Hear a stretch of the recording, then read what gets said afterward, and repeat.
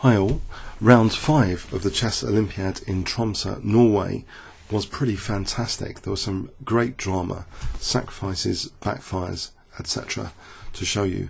So I've got quite a few of these to show you. Let's have a look first at the game Sergey Karjakin against Valentin Iotov.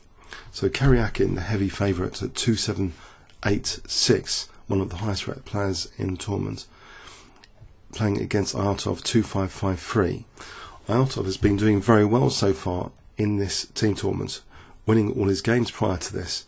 But could he defeat Karjakin? He played here E takes D5. And here White has a couple of moves which should ensure a reasonably good position with maybe even a small advantage.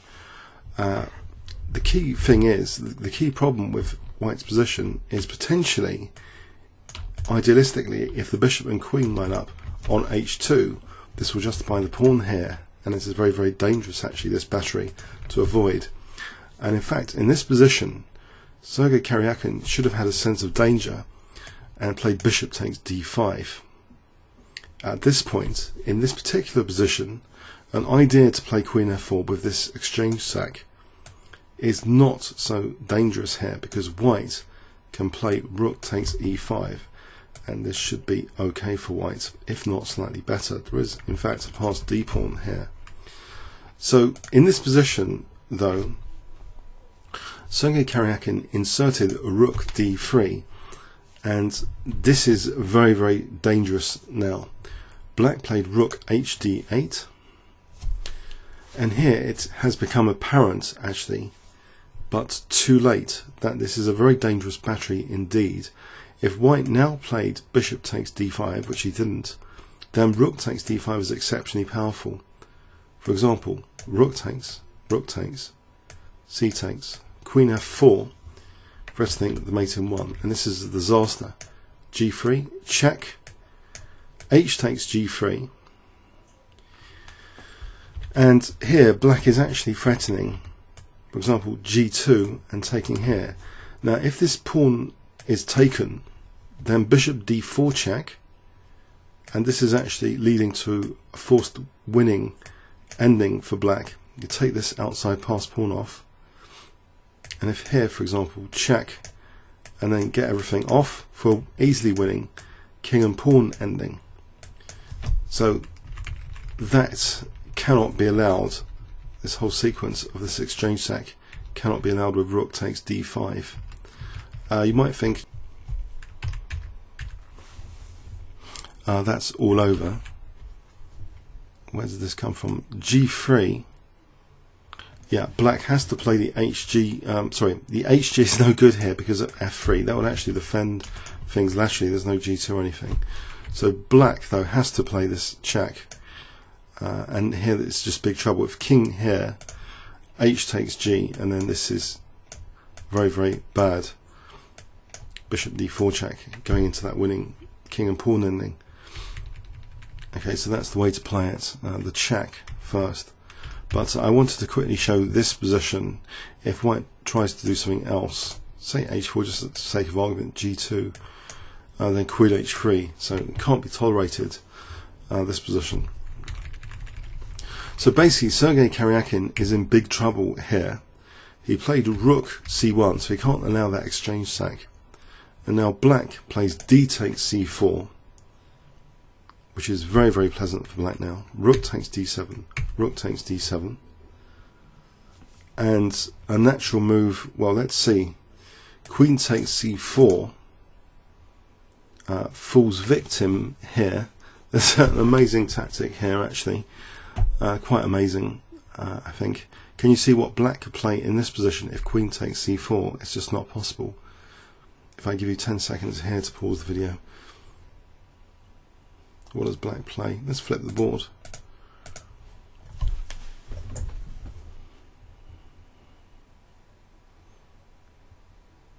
Okay, again, this dark square bishop and the queen is very dangerous. So rook d1 actually. So if takes, we take the queen. And if bishop takes, then the rook is interrupted from protecting e1. So queen e1 is forcing mate after queen f1. So even that's not possible now. Queen takes c4 in this position, and okay, that back row needs to be guarded. So queen c2, it's massively advantageous to black now. c3, rook d1, and now black plays queen b2, trying to simplify. Bishop e4, and now just coming down with rook d2. This is really crushing stuff. Rook takes, c takes, queen d1, and now queen d4, hitting the bishop and f2, and after that would be queen e1. So Sergey Karjakin had to resign. So an astonishing defeat for one of the top rated players in the tournament. So it seems an incredibly bad tactical blunder here, not playing bishop takes d5. There's also queen e2 as a possibility, because now this rook takes e5 with double attack is possible. So for example, just to show that would be a mistake, as a rook takes e5. So black here after queen e2 is actually technically, according to the engine, standing slightly worse. After bishop takes d5, there wouldn't be any of those issues experienced, and the a pawn is not so significant here.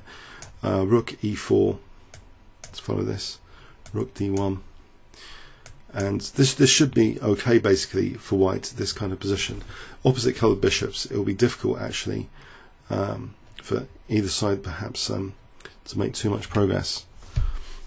Okay, so that was one of the shockers of the round yesterday. Let's have a look at the France-Argentina match. The Russia-Bulgaria match actually ended up 2-2, and there's another game I would like to show you from that match, but first let's go to France versus Argentina. So Vachier-Lagrave playing for France. Let's flip the board, and actually he's in a little bit of a tricky position technically after the knight e4 check. The knight is actually forking to take that, so this is kind of unpalatable to allow this. There's no real compensation here. So this sacrifice here is kind of compelled for white to play rook takes e4 here, but there is strong compensation after bishop d5 with a rook coming down forcibly to the 7th rank. Rook ab8, rook c7. Technically though, Fernando Peralta playing with the black pieces is a 2-5-7-4, so he's up against it. Vachier-Lagrave 2-7-6-8. But here, technically, black apparently can hold on with king h8 in this position. For example, if white snaps off the pawn, yes, there's two connected passed pawns, but rook b6, and actually this position favours black slightly, and this might have been the start of a major upset. You never know. This kind of positioning. It doesn't seem as though black's in too much difficulty here, apart from these very scary two connected passed pawns.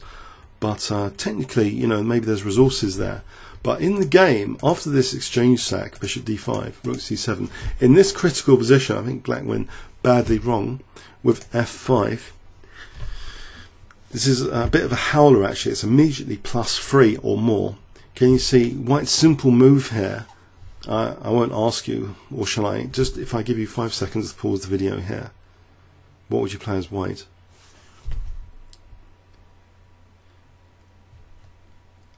Knight c6, using the pin. These pins are pretty deadly on these paralysed pieces. So it's forking both rooks. And knight takes b8 followed by rook takes d7 is threatened. Black throws in this check. And now another check. And white stays away from the knight squares here. So this is actually the best move, king e1. If king e2, it's not so bad either, but there might be a check on b5 to factor in. But it's still apparently okay for white. But there's no need for that. King e1, staying away from this bishop tactically on the dark square. King f6. What else? Black is losing material here. The thing is, it's a painful position. You know, if rook c8, then knight takes d8. The rook is held by the pawn. If takes here, then bishop c6, and this pin is netting another piece. Disaster, tactical disaster, this pin. So king f6, knight takes b8, thanks very much, a whole rook, bishop g4. And with this, actually, black resigned. These pawns are not really offering salvation. An example, check, knight c6, and actually that's threatening knight takes e5. So if takes knight takes e5, and it's nothing really for white to worry about. H4 check, for example, taking here, playing this. This would simplify, for example, a piece up quite safely. Piece up here. So yeah, Vachier-Lagrave, maybe, you know, a bit of luck there, but they say a good player generates his or her own luck. So a forced exchange sack. He had to play that really. So okay, so that Argentina lost that match 3.5-half. Consequently, that was part of that. So let's go on to again the Russia versus Bulgaria match, and this is one of the most eagerly awaited for the wrong reasons games of yesterday, stemming back from Toilet Gate between these two, Vladimir Kramnik and Valentin Topolov. They don't particularly like each other, so everyone else is shaking hands at the start, but predictably they didn't shake hands. There was quite an eagerness for reporters to check if they were going to shake hands before the game, and there was a lot of repetition earlier, but Vladimir Kramnik broke out of the repetition, and in this position it seems as though after bishop f6 that white would be on the slight back foot if he played a normal looking move, just protecting his rook here. So let's see, you know, rook ab1 is actually better for black, knight c3, because, you know, we've got that fork here on c3 and e2. If rook c1, knight takes e2 check, there's not much for white to like about that position. So this position is not very palatable at all. If we go here, then rook b8 is now threatening this infiltration rook b2. That's the major concern here, rook b2, and this is again, it's not very nice for white, but apparently rook b1 in this particular position, knight c3, we can take at least on b8, and white should be okay, being able to defend e2 a little bit more easily. But anyway, no, white actually played a bit of a shocker here. I wonder if you can guess what Vladimir Kramnik played in this position. If I give you 10 seconds to pause the video, so what would you play here? And I think, you know, let's add this idea from now on the channel that sacrifices can often put opponents on the defensive. So it's not just about quality. Kasparov, by the way, was commenting on this game and talks about quality and about spectator pieces a lot, which is something I was emphatic about at some point on the channel when talking about Houdini's Immortal game, about spectator pieces. But here there's a move which puts black on the defensive and creates kind of virtual spectator pieces. So what is that move? If I give you 10 seconds to pause the video here, what would you play as white?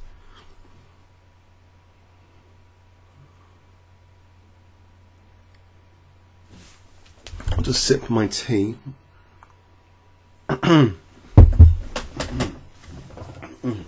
Okay, so in this position, white played e4, offering an exchange sack. Now, if the knight moved, this is not particularly nice after e5. c6 will be dropping, and this is just unpleasant. Bishop d3 doesn't do anything, just queen move somewhere, and then we just take on c6. So it has to be accepted, really, this exchange sack. So it's taken. We have e takes d, and white's getting at least one pawn for the exchange now with the bishop attacked and these two pawns attacked. So the queen comes to protect the bishop, d6, and now queen c3 hitting the queen, and the queen just drops back to d1 rather casually. But this really doesn't help black, that the bishop is a kind of spectator on a1, with the queen kind of sitting on the bishop, really limiting its scope for the moment. This one hasn't really got any attacking squares, so you can see the notion of spectators here, these two bishops in particular. And white just really wants to get rid of c6. if you can get rid of c6, then we've got two connected passed pawns in the centre. So white wasn't interested in even taking these pawns. He wants to get the full power of two connected passed pawns. He's not interested in just d takes e6. Although, you know, to note here that actually the engines did actually like d takes e6. Let's say like this, knight e4. This is actually also quite interesting apparently for different reasons, you know, things like knight d6 and pressure there for different reasons. But this is the more, if you're into passed pawn potential, this is the way to celebrate big passed pawns in the centre, which Vladimir Kramnik's one of the greatest masters of, in my view. So these two passed pawns in the centre. The bishop goes to b2 to hit a3 again.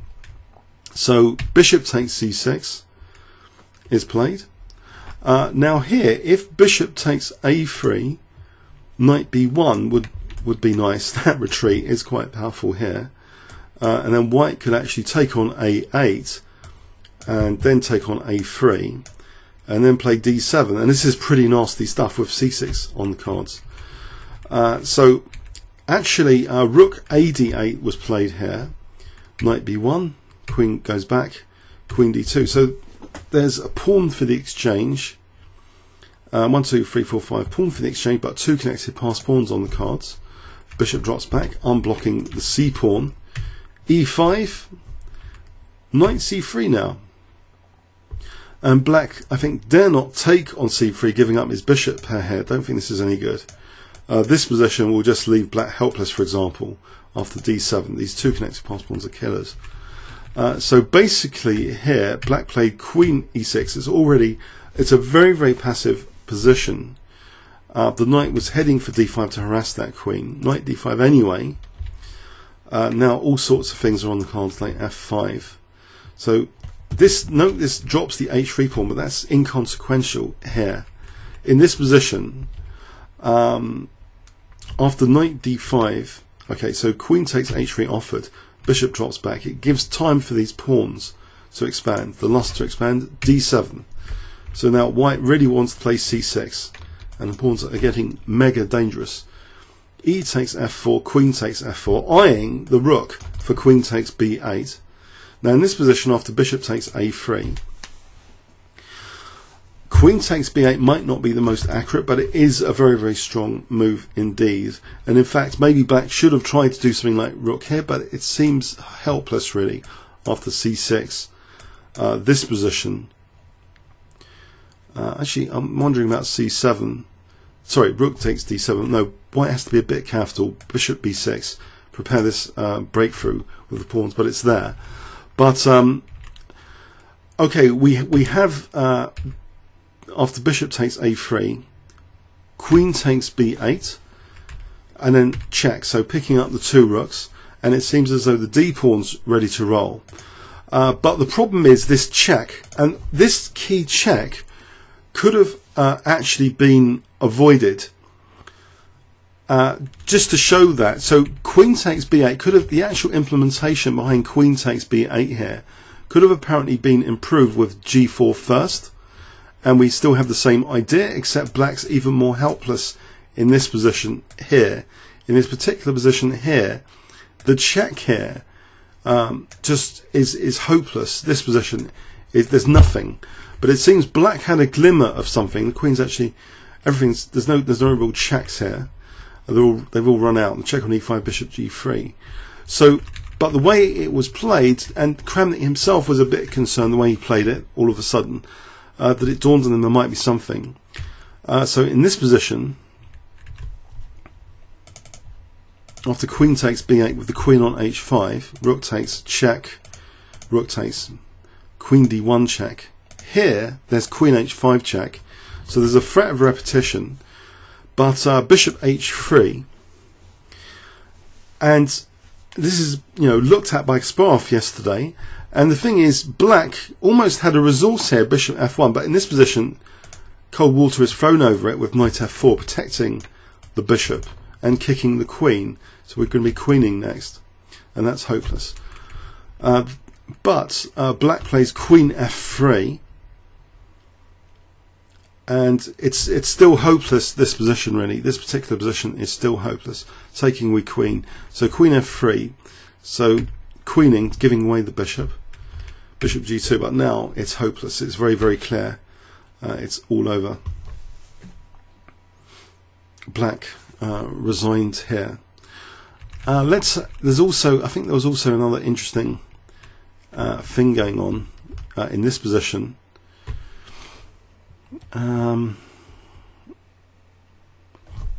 Was it earlier? Throwing in a check maybe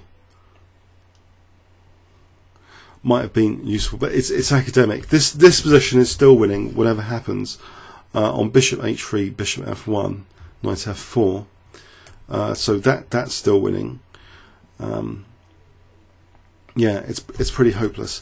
So it's quite a powerful exchange sack in the end, with the pawn crashing through. If we look at this position, it's very easy to get in the defensive in chess by playing what seems to be a normal rational move, not to sack the exchange, when actually this is a much better idea to play e4. Just exchanging a pawn, not even exchanging two pawns.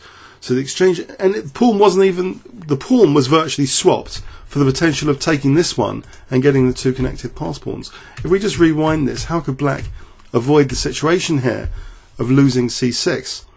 The thing is, let's try bishop b5, a4, and then we're going to lose c6. No good. Bishop b7, rook b1, protect, knight e4. Let's just show how defensive this is for black. Queen f5. We can just take on a1. That's another problem. This bishop on a1 needs to be dealt with.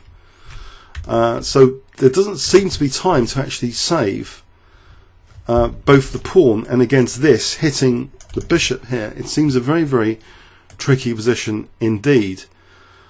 Bishop d4. Let's try bishop d4. That's an engine suggestion. Knight b3, taking here. Queen c3, queen e3. Here.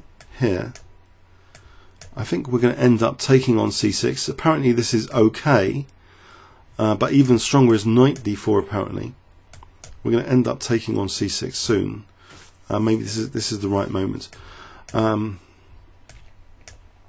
fundamentally, I think as long as there's no major counterplay, which there doesn't seem to be, white is going to be doing very well now. If he can actually get rid of the queens, then we've emphasized the two connected pass pawns, and this is starting to be a very clear advantage.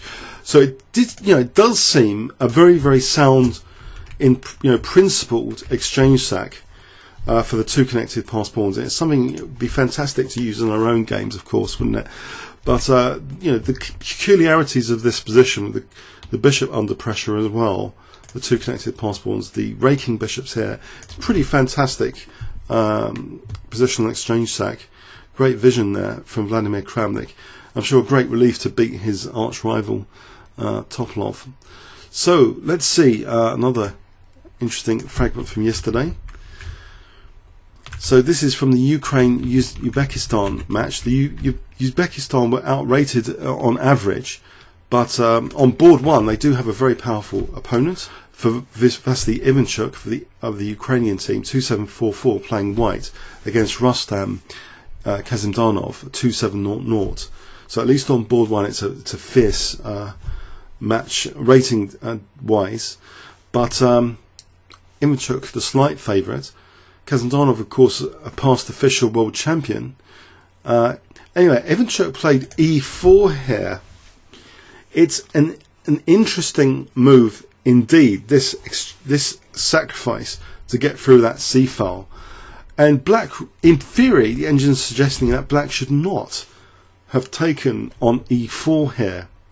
But that's exactly what black did. Apparently f6, and that's about equal, or taking, and then e5 apparently no, not e5, apparently no, that's not, that looks at f6 again, and this apparently is holding quality. But black took the pawn, and technically white should be doing well here with rook c7 check, for example, like this, to win the exchange for two pawns. So one pawn was invested, and then we're losing another here. But this position Okay, 1, 2, 3, 1, 2, 3, 4, 5, but there's 2 that are doubled. Apparently the engines don't mind this for white. It's a slight advantage for white, this position. So this is perhaps what Ivanchuk should have played in theory, in the field of scientific chess. But in practice, he played knight c6, and this is a bit of a howler.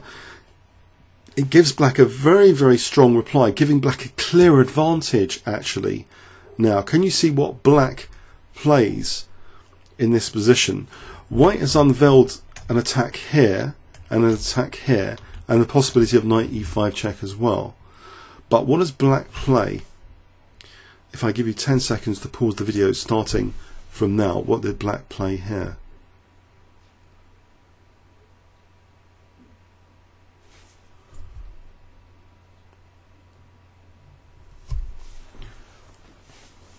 Okay, black played rook c5, and this is really annoying now for white. If knight e5 check, king e7, and where's the justification for that loss of the centre pawn? There is none. In fact, g3's attack. This is a horrible knight. We can't take here because we're losing c2. So it's just horrible. Rook takes, b takes. If takes here, well, that's protected. There's nothing really to do here. If rook c4, f5, it's not very nice at all. This position is too much play for black. Rook on the 7th. King's blocked out of the game. So a horrible reply, and Ivanchuk basically ends up losing a piece now. His best apparently was to take on c5, but he plays f takes g5. Just losing a piece, clear blue sky. Rook takes e5 and has to resign. So a shocker there. Poor Vasily Ivanchuk hasn't had the greatest Olympiad so far. He's had much better Olympiads in the past, but this is not very nice to lose like that. He had a very, very decent position, and it just crumbled there with that move e4. So quite a backfire. This move e4, even though in theory it could have been actually okay with rook c7 check. Okay, with the idea of that knight c6. Okay, so the end result that was of this was that Ukraine lost to Uzbekistan 1.5, 2.5 actually. So that was a bit of a shock of the round. Okay, so let's look at another fascinating game from yesterday. In this position, this was Shakara Mamdarov playing white against Ivan Ivanisevic playing black, 2-6-1-3. Mamdarov is 2-7-4-3, so this is Azerbaijan versus Serbia. Mamdarov playing for Azerbaijan, the hometown of Garry Kasparov. So d6 was played. Whoops, I think I've accidentally shown you it. And Mamdarov shocked things with g4, so let's not play the guessing game there. g4 here. What is usually played here, live book, this is a very rare bird move. Bishop d2, a3, bishop g5. Very rare bird move, g4 indeed. So taking black totally out of the comfort of opening theory. And interestingly, what happened here, let's see. Black played e5. Maybe best is just to take and accept the g-file pressure. So, for example, if rook g1 e5, and that the engines seem to suggest this is okay. If d5 bishop c5, this is interesting. So if takes here, bishop takes. This is apparently is good for black. This sort of position. So if the knight should be kicked first, apparently with, well, actually rook g1 or h3 is mentioned, but rook g1 e5. This position, there might be better in knight e4. But anyway, it's an interesting pawn sack indeed, and maybe should be taken in theory. But black played e5, and now we have d takes e5, d takes e5, g5, And now the knight perhaps should have just moved to either h5 or d7. I think black was in a sort of shell shock that white played this. He gave up his dark square bishop, which is questionable here slightly. Maybe a bit too forcing. White took with the pawn, didn't mind the wretched pawns, knight d7, and now we have bishop a3, cutting the king from castling, knight b6. And then we have rook d1, bishop d7, and this is a big advantage for white. Can you see what white plays now in this position?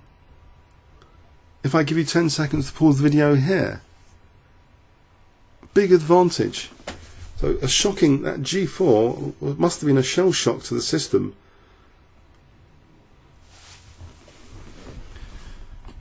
Can you guess? Okay, bishop h3.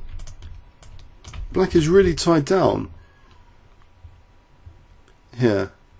And what does he do? He can't move his queen. What does black actually do here? It's so tied down.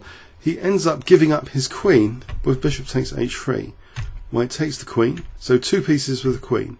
Queen e4 though is strong on e5. Knight a4, and here there's a subtle threat black has. Can you spot the subtle threat after knight a4? What is black actually threatening behind the scenes here?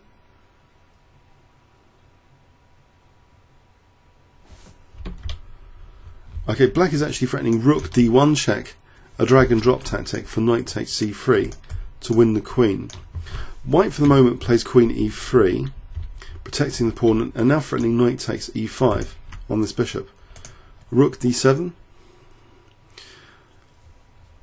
Knight takes e5 apparently was possible. White plays knight d4 though. And here, yeah, it's a very tricky position for black with this bishop. Does it really want to go to e6? I think white gets an advantage here, maybe just taking on a7. It's not very nice for black at all. And then there's a possibility of queen a8 check being useful. So this, for example, is not good. Okay, so anyway, so after knight d4, bishop g2 was played. And white plays rook g1, and we see king d8, on pinning, threatening e takes. And white could have just put this away quite easily now with knight b5, because tactically this bishop hasn't got many squares of use. There's no major tactics, and the knight would be stopping this drag and drop tactic because c3 is protected. There wouldn't be much of a story here.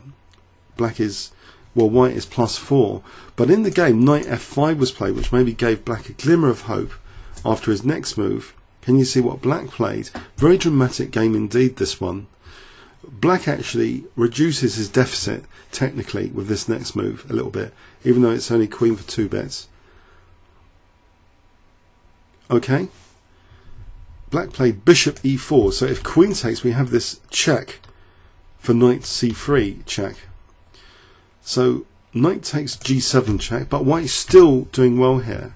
Sorry, this is not check. White is still doing well. Knight takes g7, bishop g6, and the game continued. Queen h3, okay, knight h5, f5. Maybe this didn't help, but black is worse anyway. Knight takes c4, check. Yeah, the game continued like this.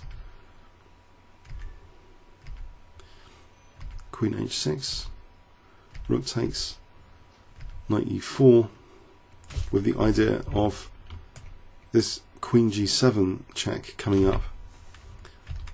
And in fact, knight takes e4, allowing queen g7 doesn't really help black, but there's not much else. If rook g8, then queen h4 check is not very pleasant at all. This kind of thing. So black was crumbling anyway, but this he resigned here. I just thought that was fascinating, that g4, the use of g4. It really did seem to shock black very badly. maybe as black, a lesson here is maybe to take the pawn and aim for a dark square attack. Be prepared to sack a whole piece if needed, or aim for f2. It's very interesting stuff. Anyway, so let's have a look now at the Ukraine-Uzbekistan match again. So Eljanov at 2-7-2-3 is playing white against Marat Duzamov 25-10, and actually the position here of the rook f1 is almost okay for black, so he's much lower rated by 200 points or more, slightly more than 200 points. But apparently black is a difficult position because white has the infiltration possibilities here of queen b7 or queen b8, so it's actually a very difficult position. Black played bishop f6 and this loses quite quickly, but before getting into that, rook f5 apparently here, and it seems as though the advantage isn't such big disadvantage here. This position, for example, like this, accepting this pin, is only like less than half a pawn advantage. I'm not entirely sure if this is winning for white or not. It looks almost as if black could have had a go at drawing this game with this continuation, if this is the case. But black played bishop f6, and now after knight takes f6, it's all over really. Queen b8 check. The problem is this classic rook and bishop mating idea. So if knight e8, then rook f8 checkmate. If queen e8, then white just takes, and the knight can't take without the rook take rook f8. So black's just losing a piece. So yeah, a bit unfortunate there in that match. It seems as though there was that faint possibility that rook f5, that it's not totally clear the position. So Eljanov, maybe can you say a little bit lucky or not? Maybe luck seems to favour the higher rated players generally, as you might expect. Now let's look at Bader Jobova 27-13 against Luc Winans 2-5-4-5. I think I remember a famous game, Winans Kasparov against Winans, or anyway, there's a famous Kasparov game I think with Winans. But here, black wasn't doing too badly, although it looks very, very scary. After knight f3, this is another case where it seems apparently that queen takes f5 wouldn't be too terrible, even though there's an onslaught, it seems, on the f file, reinforced by this pawn here after knight e5. There's a very careful defensive move in this position, in this variation, that black had available. Luc Winans could have made use of. What would you play with black if you had this position? If I give you 10 seconds to pause the video.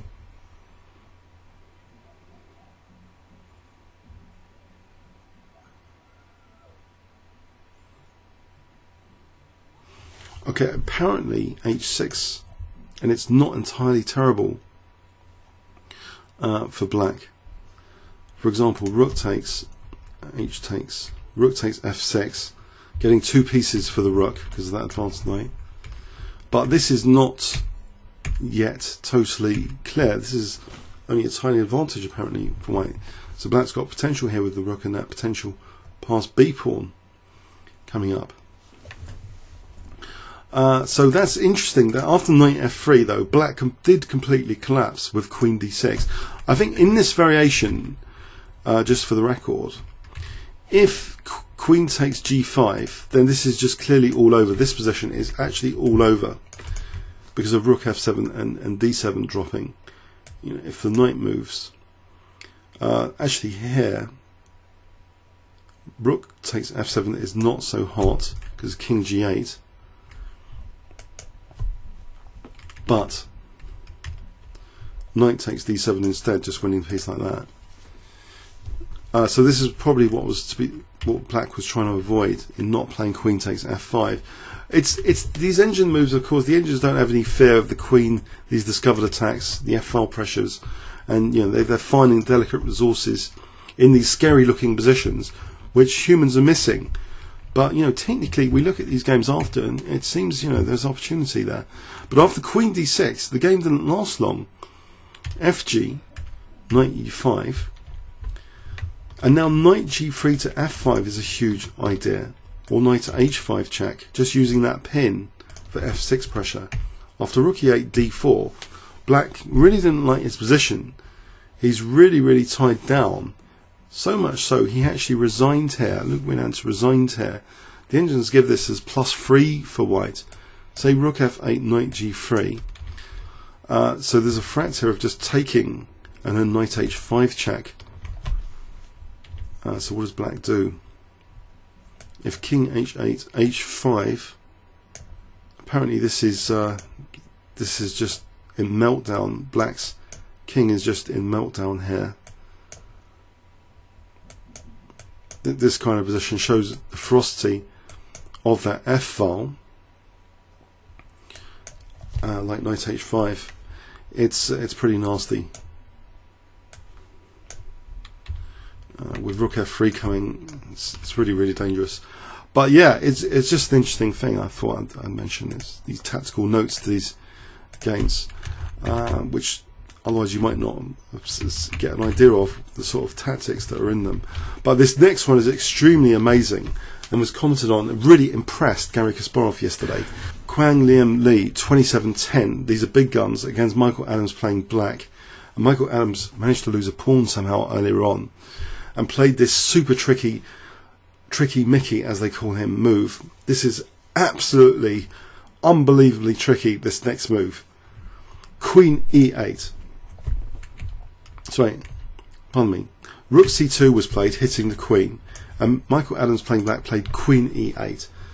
So the threat here, can you see what black is actually threatening? If I give you 10 seconds to pause video, starting from now, what is black actually threatening?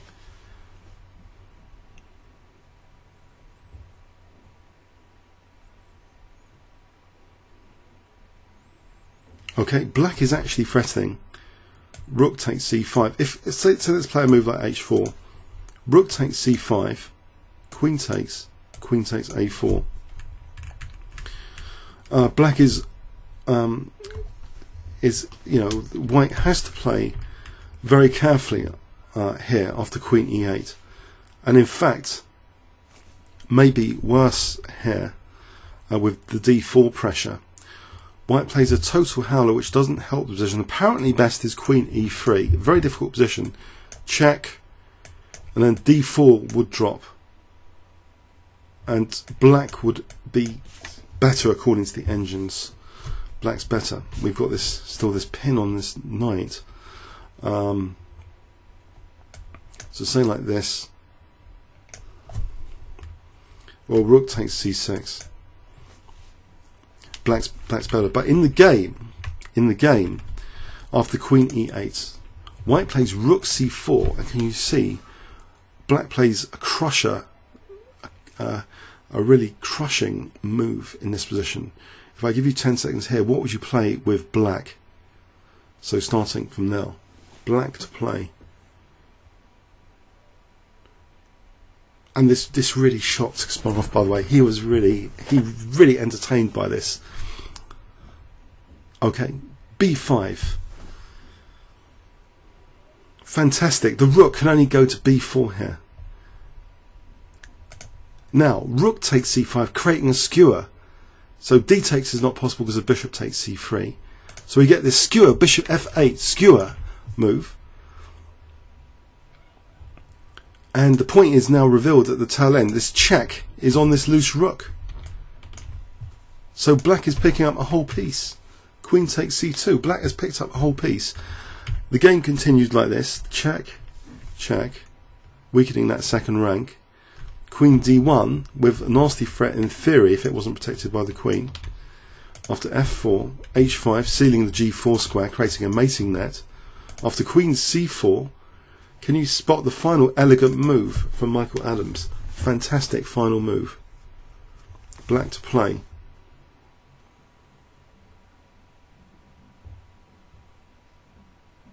Okay, rook takes d4, deflecting the queen from f1. So if black well, white resigned here. If queen takes, check, king h4, bishop e7 is mating after queen f6. The only technical move is this. So a fantastic counter from Michael Adams. A pawn down, he ends up winning a piece. Such a tricky move, queen e8, unbelievable. White's got semi-loose pieces here. And there's pressure on d4. Amazing stuff. So great entertainment yesterday. I thought, what is going on in some of these games? Amazing stuff.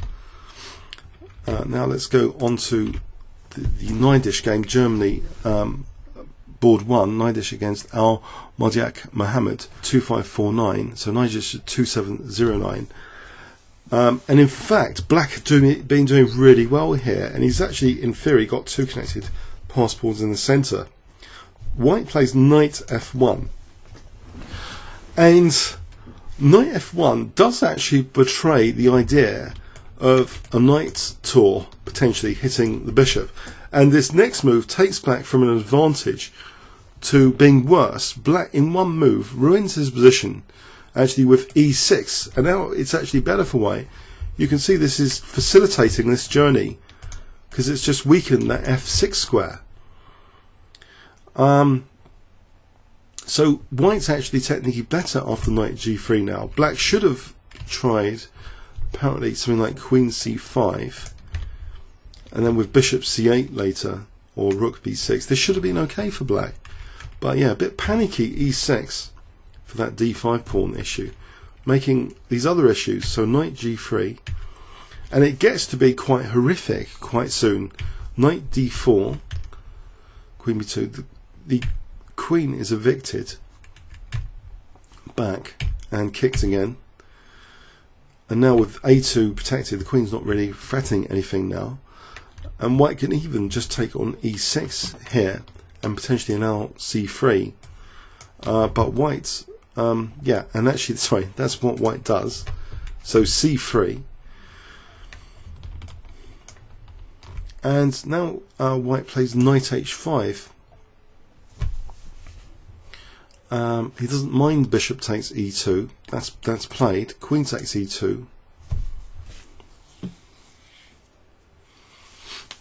I think Black blunders again. It's a very, very interesting game tactically. Apparently Black should be... No, the more the engine looks at the position, the more it doesn't like, I think, these knights, especially this one coming to f6. From a human perspective, of course, we appreciate the knights from the outset. For the engine, I think it needs to analyse this quite deeply at depth 21 and work out Black's worse even with rook b8. So this looks like a great position the more the engine looks at it. Black played d4. Then we have knight f6 check. And the vicious thing about this, you know, if Black ever plays takes, then this is a very vicious pawn. White is threatening this check. And if king here, then rook b7, threatening rook takes h7. So it's very, very violent, you know, king safety motives here. King h8 was played. And this is really quite brutal now, these knights on e6 and f6. Queen e4, threatening mate. Black plays bishop takes, and now not g takes, even though that is still actually technically, it might even, no, it's equal g takes. No, what does White play here? So that's the clue, it's not g takes. Really brutal. Time is of the essence here, so any recaptures, you know, think carefully about any apparent forced recaptures. Instead, rook b7. No, it gives no time for any defence here. Black had to resign in this position. If bishop g7, we just snap that off, renewing that mating threat. The thing is, if g takes, then that's quite a long way away. Rook b7. Black can actually play queen d5 in this position, and apparently this is equal with, there's a spectacular move that makes it equal with knight takes d8, check here, and perpetual checks, because the rook dare not take because of rook b8 mating. So yeah, it's amazing these little like weaknesses. But this knight maneuver did seem apparent from the outset here. So e6, yes, does kind of say, yeah, I'll give you some perks for this knight maneuver that you're planning in any case. So fascinating stuff from yesterday. Let's go on to another interesting game.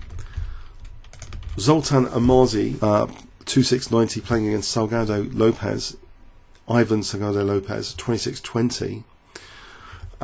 Here, White dares play knight e6, even though there seems to be a very tempting and strong move here to win material in the form of c4, interrupting the protection of the knight. But White had it all planned. White plays knight takes g7, check, king f7. Now throws in this check on f1. The king takes, and now queen c3 check. So a piece down, but black unable to defend via f6. And his king is kind of chased, check, check. And it's quite brutal, check. King dare not step on the d file because there's d takes c4 check. Let's have a quick look. Or either is strong just to win the queen here. That's not very palatable. So the king's being chased around now. King e5, check. Queen g7 check. Queen e5 check. And it's now a forced mate in 5. Rook g7 check. And here, the quickest is a mate in 4 with bishop g5 apparently. Where White, it's a forced mate in 4. I think White is threatening bishop takes e7. Well, taking and then taking again. So this is. But anyway, bishop h6 will do as well. Black resigned here after bishop h6. For example, if queen d6, we can take this discovered check. It's just a massacre, for example, like this. So yeah, I thought that was a fascinating, fascinating the calculation involved in knight e6, allowing the interruption tactic, and as though the king was going to munch, but the king was actually, that was just the start of a king chase here. So I thought fascinating stuff, these tactics. Very brutal chess yesterday indeed on some of the boards. I suspect overall, I mean, it seemed more brutal than the day before, to be honest. I don't know if that's a factor of tiredness or something.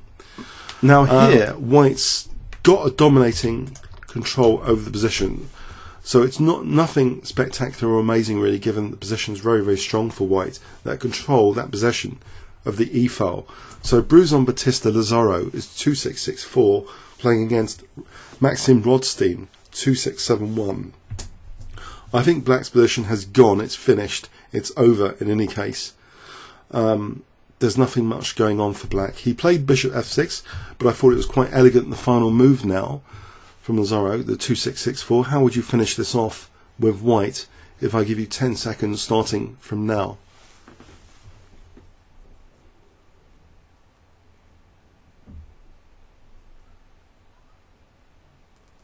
Okay. Rook g8, mate in 4, takes, check, queen f7, we're mating like this. So I think Black was, did Black resign? I'll just check that, I'll just rewind there. Pardon me. Yes, I think Black resigned after rook g8, sorry, just paste that in again. Black resigned after rook g8. Bishop f6, rook g8, Black resigned. Didn't want to see that through. Yeah, so I know it's basic forcing moves. It just shows how dangerous possession of the e file is. Let's go on to another interesting example from yesterday. I know some of these are kind of more simple than others that I'm showing, but here Black was in a difficult position. His queen side doesn't look very developed, and he played h6. Can you see what White played? Quite an incisive move. If I give you 10 seconds to pause the video. So White play, it's actually the final move of the game.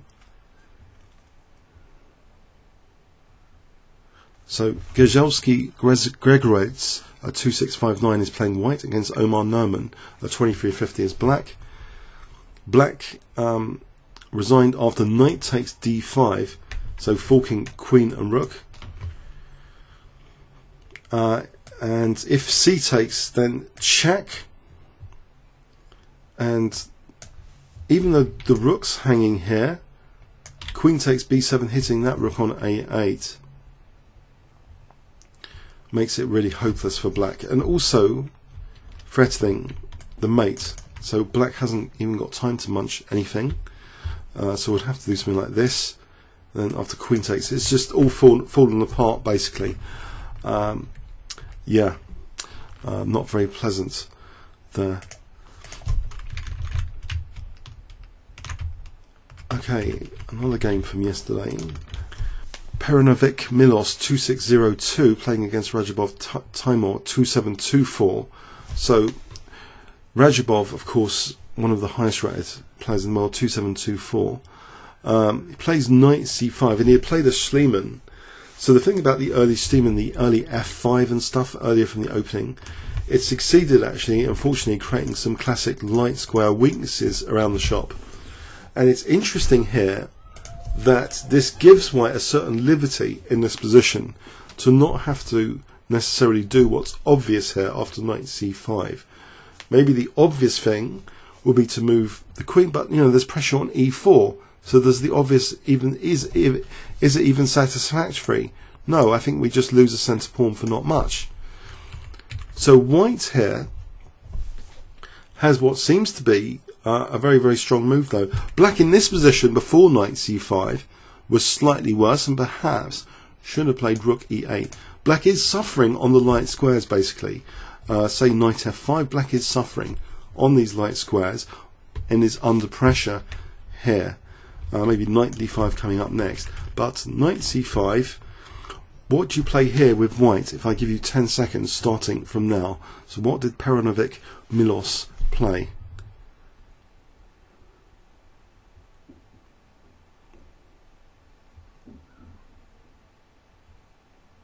Okay, knight g6, countering the attack on his queen with this threat here, which black has to parry, otherwise he's going to just be losing material.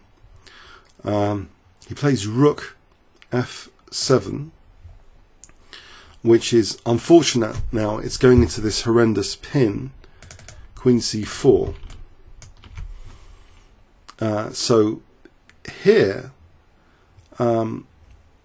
white is immediately threatening knight takes e7 because of this pin. So there's no time to take on e4 or anything.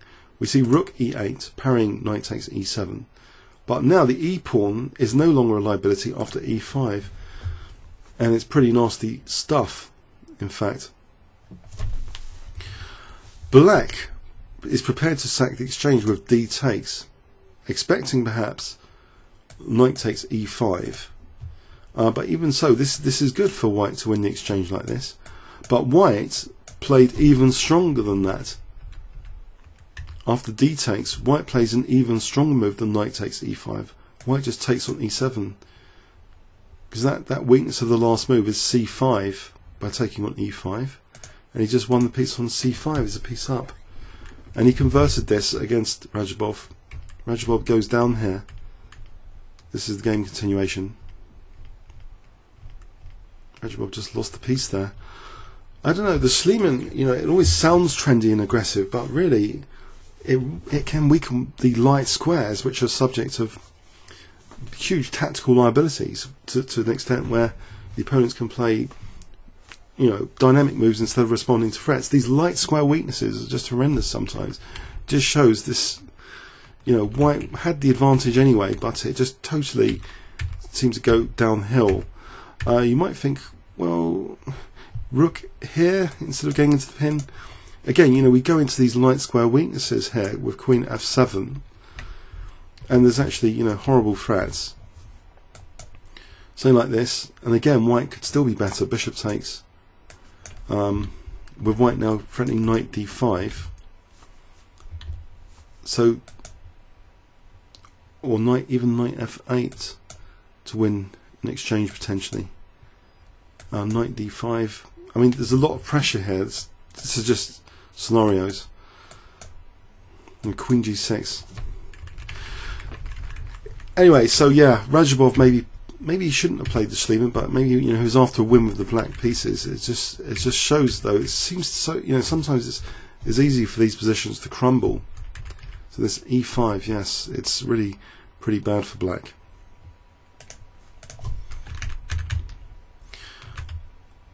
Now let's see another interesting game from yesterday. Ines Cordoba Miguel Ines Cordoba 2618 against Richard Report, a 2704.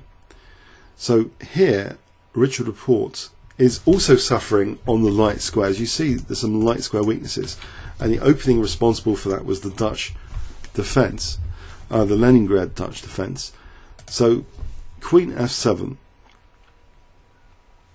Yes, the Leningrad sounds good, but sometimes it does create these chronic light square weaknesses. And in fact here, white plays a very, very strong move, casting doubt on black's light square grip with king h2. Where's the bishop going?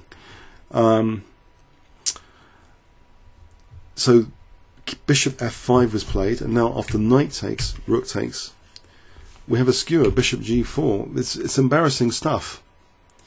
It's winning the exchange. Black tries the check here, losing the exchange like this. It doesn't really help black. So another 2700 plus player, weak on the light squares, and getting done over tactically on the light squares. So he looks to have a little bit of compensation here, though. Oh, he's got some pressure on d5. So rook h1, he uses that. Knight takes d5, trying to counter here. White plays queen d2 casually here, forcing simplification. So the exchange up, queen g6. Okay, so the game continues a bit more, but fundamentally white is in the driving seat, the exchange up here. Check, check, and here black resigned. It's become very clear that this is hopeless for black. If he plays on the exchange down here, then check, and say here, check, check, queen f7. And I think black's checks will run out quickly here. Okay, so yeah, these light square weaknesses, doesn't matter if you're over 2700, they can be absolutely fatal. So another interesting game from yesterday, Vachier-Lagrave, so Jauniga 2471 playing white against Anton Korobov at 2680, and Korobov was dominating this game for a long time and had sacrificed back in exchange to try and calm things down and simplify, and plays in this position queen d4. So black is on the verge of just ruining white's king safety with bishop e4 with this move to get rid of this defender. And white here plays rook takes a4. Okay. Now in this position, bishop e4 is answerable with apparently queen a1, so we can get rid of the queen, and this might be even equal. Apparently black should try d5 here. It's not amazingly amazing for black as it was this position, and it looks as though rook e2 is lucrative here, and this is an absolute shocker from what looks to be awkward pieces. Black seems to be now, you know, on the verge of this bishop e4 being a crunching move. But can you see what white played here? If I give you 10 seconds to pause the video. So Vachier-Lagrave Jauniga 2471 playing white. What does white play in this position? Absolute shocker.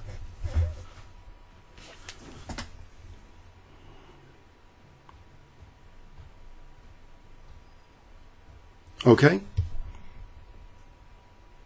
b5, trying to distract the queen from these central squares, which are crucial here.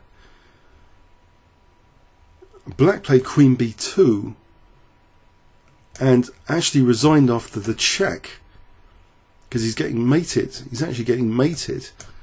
Say like this, check, queen f8, rook takes h7, we mate. The thing is, this is very difficult.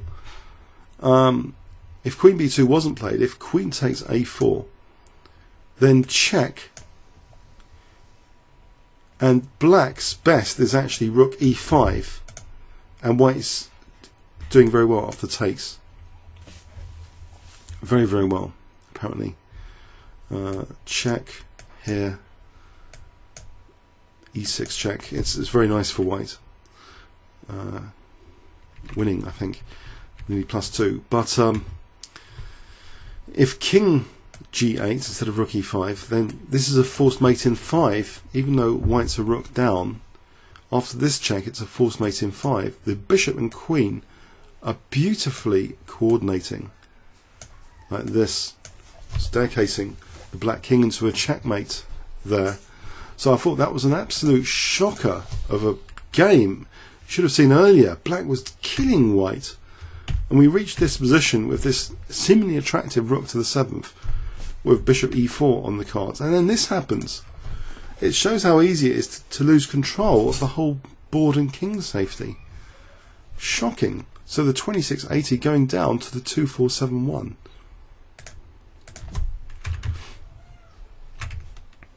Another interesting example from yesterday, Nedev Trajko 2484 playing a 2671, and black had been playing very remarkable tactics up to this point and is already winning the position. Actually, there's a very remarkable tactical game. White plays f5 and black finishes off things very, very neatly indeed here, extinguishing any glimmer of hope here of white getting anything. Can you see what black played? I'll flip the board. So white's just played f5. What would you play here with black if I give you 10 seconds to pause the video?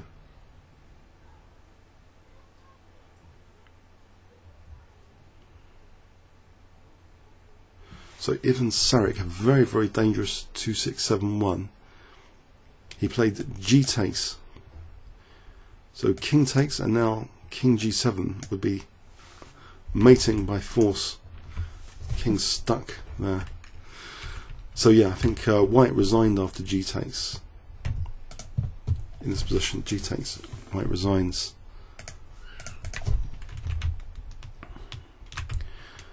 Another interesting game from yesterday. The US team haven't been doing too well recently.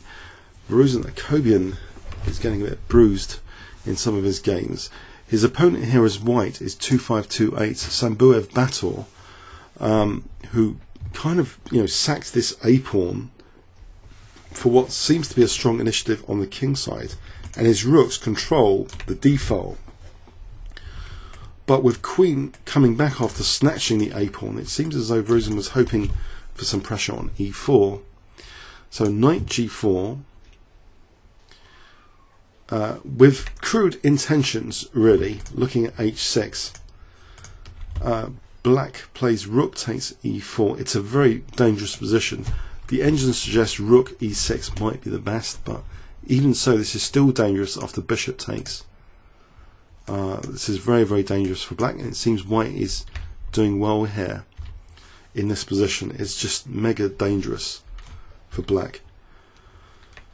With this maybe taking in an e5 to follow, but Valentin played rook takes e4, so we have this bishop takes h6, and now queen e6 seemingly repulsing white's attack and trying to win material with things hanging, but white just casually plays rook g5 here, protecting the knight, hitting g7. Black looks to be trapping the bishop now, so we have this combination of pieces being intensified around a few squares. h5, crazy stuff. Technically, white's doing very well here, though. In this position, what does black play though instead of knight g6? Anyway, h5. Rook f8 was played, and white just snaps off that knight. F takes, but it seems as though the bishop's still stuck, and the queen is now attacked. So queen g3. But here, queen g3 is a pretty nasty move. It safeguards this crucial diagonal so that king h2 is possible without any harassing checks. And it also looks at d6 for supporting rook d6. And we see this demonstrated here, that if black had taken now here, then takes on h6, and rook d6 is a bone cruncher of a move. It doesn't, you know, this is horrendous, this position, because of that focus on g6 here. If the queen moves, it's forced mate in 7 actually. This position is a forced mate in 7. So it seems after queen g3, black dare not take the bishop. So we have b5, trying to get this bishop into the game, into reverse gear. But now knight e3, so threatening rook takes g6, so again can't take here. Rook f6. And now knight d5, again can't take because of knight takes now. Let's just show that if g takes, knight takes, it's just hopeless. So rook f5 was played, and now the bishop escapes. Rook takes, queen takes, bishop g5. So white's just a piece up. The game didn't last too long after this. King f7 protecting e7, knight e3. White's a piece up, and it's still even worse after queen f3. He's got a raging attack still against black's king. So bishop's immune here, and in fact after rook a7, king h7, bishop f6. Now Rosen resigned. Brutal stuff yesterday. I mean, seriously, horrific tactics witnessed on many games. I don't know if it's because I'm more awake today to find more of them, or it really did happen like this, that yesterday was carnage. So this game, Prizana, I can't say the name, Karjakin Asuria, so that's all one name. Prizana is a 2063, not very high rated, and funny enough playing against a 2653, and had been doing well earlier in the game. And this next move though throws away the near equality. This next move, bishop c4. So what does the mighty monster 2653 with black here play? Black to play, what would you play in this position? You've got certain pressure on g2. White's just played bishop c4, threatening bishop takes f7. So what would you play in this position if I give you 10 seconds to pause the video here?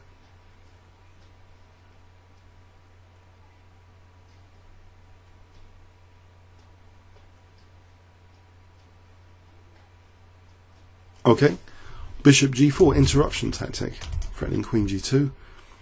And the worst is to come after rook g1. Can you see what black plays now?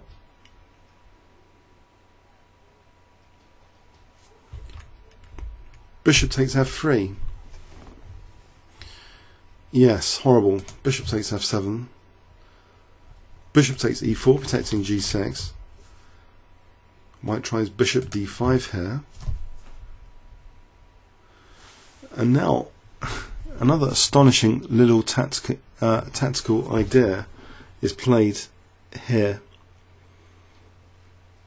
Really accurate stuff, I've got to say. Absolutely amazing. Black plays what seems to be a simple move protecting the bishop. Rook e2. But the thing is, it means rook e1 is now on the cards. After bishop takes e4, actually, rook e1's not possible here because of queen g6. So it's on the cards in principle.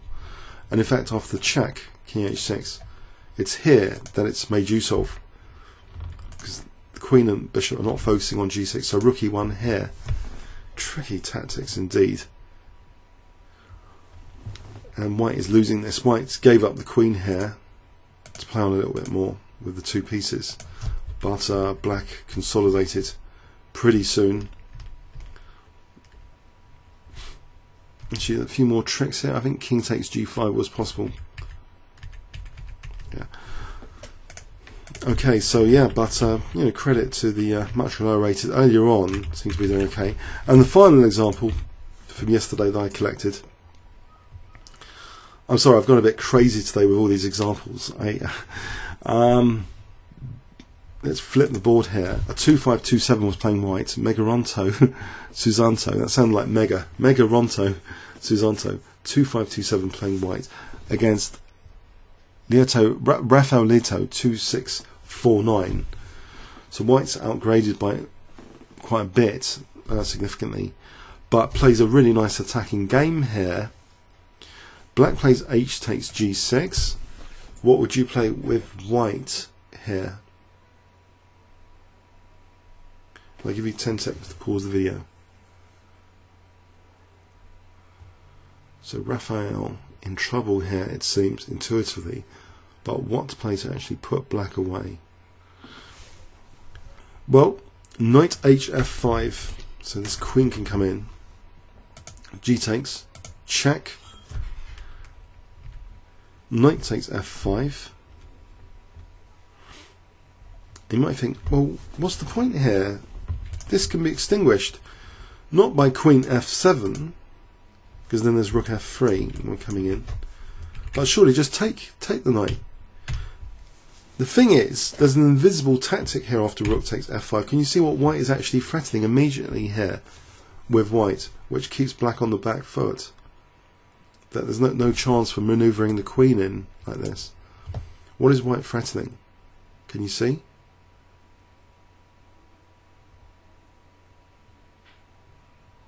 Okay, white is threatening rook g5 here. So if queen f7, rook g5 check, it's a killer. If you know takes here. So black tried knight e5, and this is actually just snapped off. Now, if f takes, then rook h5, and black has to give up the queen. So white tried. Sorry, black played d takes, and now the rook just switches back to f3. Slaughter time.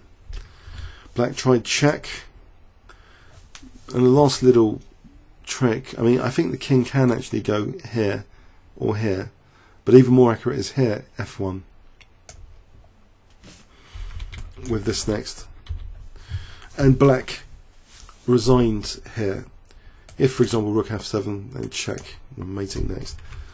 The reason about this trick, just for those interested, bishop f2 stops rook g3, but here then rook h3 instead is still winning for white. A bit more slowly with rook f1, and it's going to be all over soon. It's very strong pressure. So anyway, yeah, it's quite a detailed tour today. Please forgive me, I had a little bit more energy, but I don't know what was happening. It seemed there was a lot more drama that happened yesterday behind the scenes on many of the boards. So yeah, I hope you enjoyed it. Comments or questions on YouTube. Thanks very much.